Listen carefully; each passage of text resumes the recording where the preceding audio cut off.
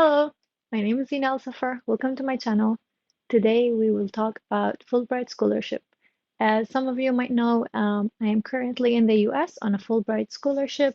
I am currently studying in Minnesota State. Um, so for people who want to apply to Fulbright, there are certain things that they want to know. And one of the most important things and one of the most asked questions is the average or GPA. So I come from Iraq, so our GPA is based on 100%. And when I did apply for my master's program through Fulbright, they told me that GPA did not matter, that it actually depends on how many people applied in that year and what was the GPA of the applicants themselves. So, for example, if you have 75% and you're not sure if you can apply, then I'm telling you today, you can apply. The only thing is, your chances of actually getting a Fulbright scholarship will depend on how many people have applied and what are the GPA of these people.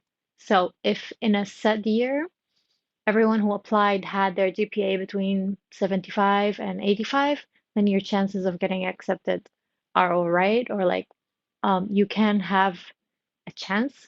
But in a different year, if you apply and then everyone else's GPA is between 85 and 95, then your chances are very slim.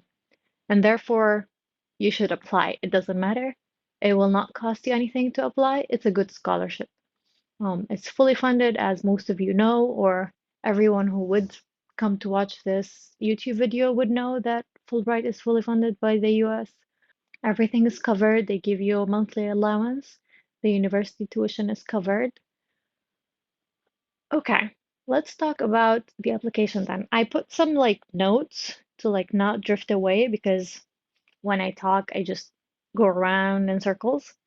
Um, what are the things that are important? The specialization, your major.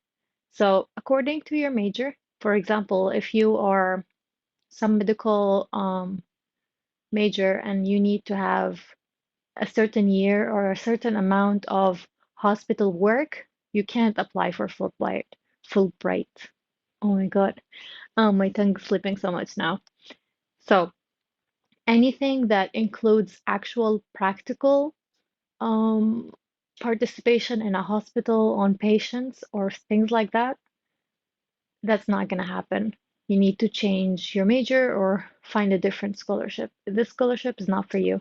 This is actually one of the few conditions they have that whatever you study, you can't actually have um, a practical um, hospital or like a clinic kind of practice while you're doing your master's or PhD. Um, when you're trying to apply, like people are afraid because they think that the application is very difficult, but it's really not. Like the few points that you need to have, well, first of all, you will put your biodata, and that's nothing difficult. All you need is your certificate. You need your degree, obviously. If you're applying for master's, you need undergraduate. If you're applying for a PhD, you need your master's and undergraduate. Undergraduate. Um, for your essays, Fulbright requires two essays. One of them is your personal statement. Basically, your personal statement is what made you you? What brought you here? What are the things in life that shaped your personality, basically? um, whether they were bad things or good things that happened to you and your experiences in life and school, in your work that brought you to this point.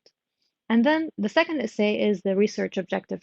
Technically, they want to know what will be your research points or what is the thing that you are hoping to do your research on, whether it's for your master's or for your PhD. Um, these essays are not that long. They're each like a page and a half, about 800 words. You don't need to go over 800 words. I think that's the max, or at least this is what they told us the max was. So 800 is like a page and a half. Um, you don't really need to go so much into details into everything. Um, just have like a simple layout and go from there. And then in the application, you actually have to choose your major and you need to write a few sentences, like I think maybe 150 words, which is like few sentences about why you chose this major. And this is separate from the two essays.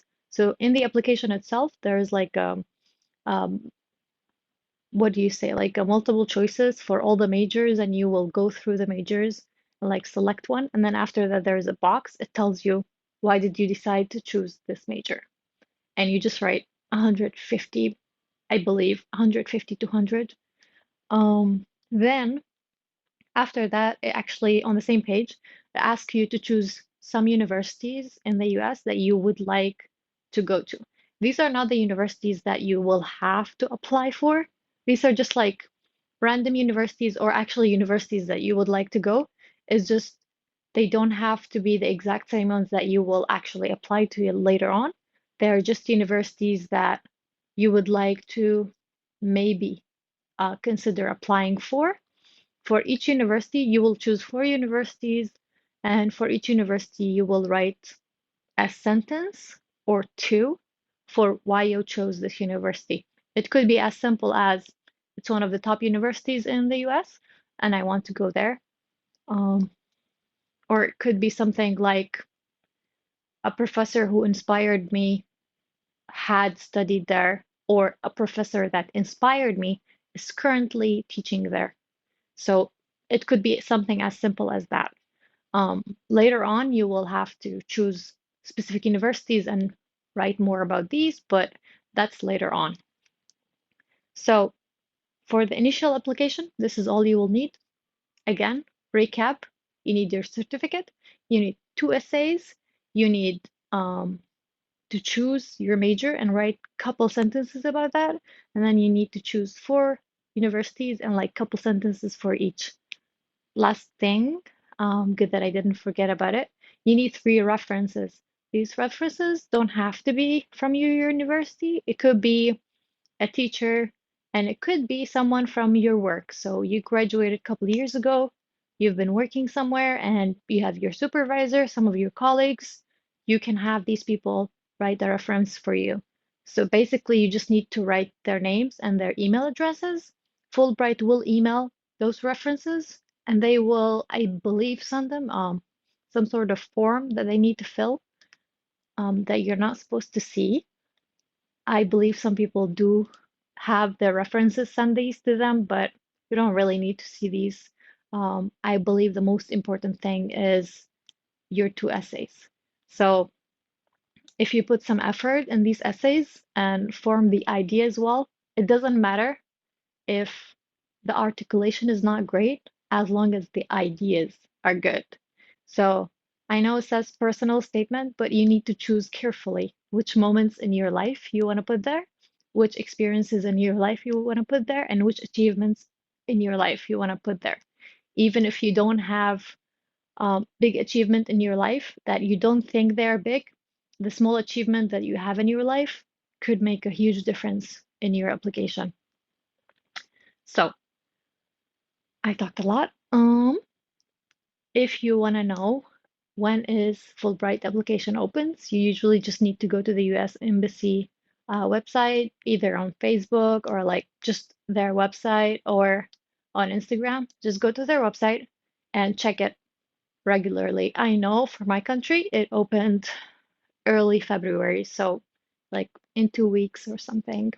And this is why I made this video. If you have any questions, put in a comment below and subscribe. I will try to answer your questions. I hope people will see this video and subscribe. Um, but yeah, seriously, if you have any questions, just ask. I am more than happy to answer. See you in my next video. Bye.